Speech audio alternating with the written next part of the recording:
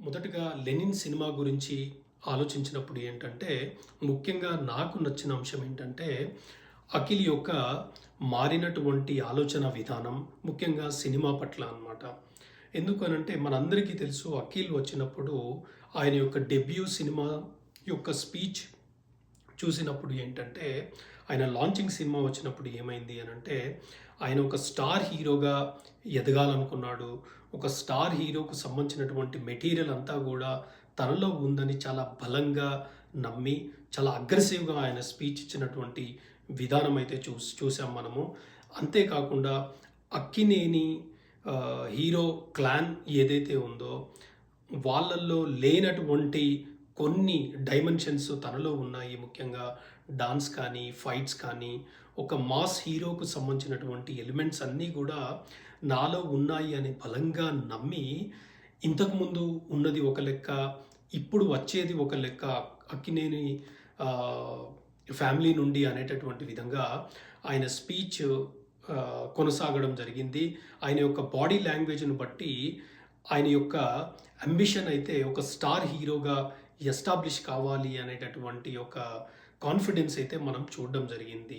అయితే అక్కడి నుండి ఆయన ఏంటంటే, ఆయన ఎంచుకున్నటువంటి సినిమాలు కావచ్చు, ఆయనకు సినిమా ద్వారా వివిధ సినిమాల ద్వారా వచ్చినటువంటి ఫలితాలు కావచ్చు, ఆయన ఒక మనిషి ఏ విధంగా మారాడు అనంటే, మంచి సినిమాలు ఇస్తే ప్రజలే, ప్రేక్షకులే మమ్మల్ని స్టార్లు చేస్తారు. మీరు మంచి సినిమాలు ఇయ్యండి, స్టార్లు చేసేటటువంటి బాధ్యత ప్రేక్షకులది అనేటటువంటి విధంగా ఈరోజు ప్రేక్షకులు ఉన్నారు అనేటటువంటి దాన్ని ఆయన గ్రహించి, సినిమా అంటే నా హీరోయిజం కాదు, నా క్యారెక్టరైజేషన్ కాదు, దానితో పాటు ఏంటంటే మంచి సినిమా రావాలి, మంచి క్యారెక్టర్ పడాలి. ఒక హీరో కంటే కూడా క్యారెక్టర్‌ని గుర్తుపెట్టుకున్నప్పుడు మాత్రమే కెరియర్‌కి ఒక లాంగ్ రన్ ఉంటుంది. అదేవిధంగా ఒక స్టార్ స్టేటస్ వస్తుంది అనేటటువంటి విధంగా ఆయన ఆలోచించడం జరిగింది. దానితో పాటుగా ఏంటంటే, మాస్ ఆడియన్స్‌కి కనెక్ట్ కావాలనుకున్నప్పుడు ముఖ్యంగా ఏంటి అనంటే, ఒక రూటెడ్ సినిమాలు తీయాలి.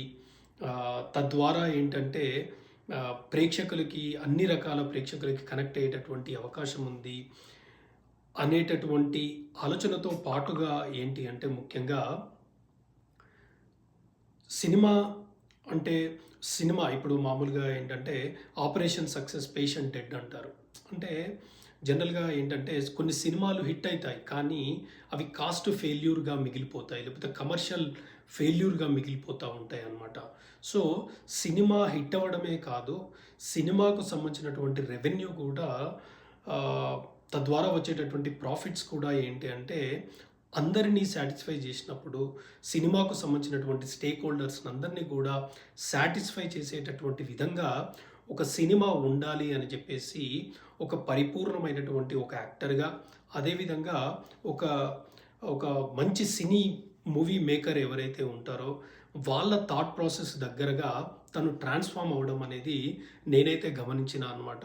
అది గమనించిన తర్వాత ఏంటంటే, ఓకే, ఈయన యొక్క మారినటువంటి ఆలోచన విధానము ద్వారా త్రూ దట్ థాట్ ప్రాసెస్ ఈ యొక్క స్క్రిప్ట్‌ని ఆయన సెలెక్ట్ చేసుకున్నాడు అని అనిపించింది. అందుకే నాకు ఈ సినిమా పట్ల కొంత రెస్పెక్ట్ అయితే పెరిగింది. సినిమా పట్ల చూడాలి అనేటటువంటి ఉత్సుకత అయితే నాకు ఈ సినిమా పట్ల పెరిగింది అన్నమాట.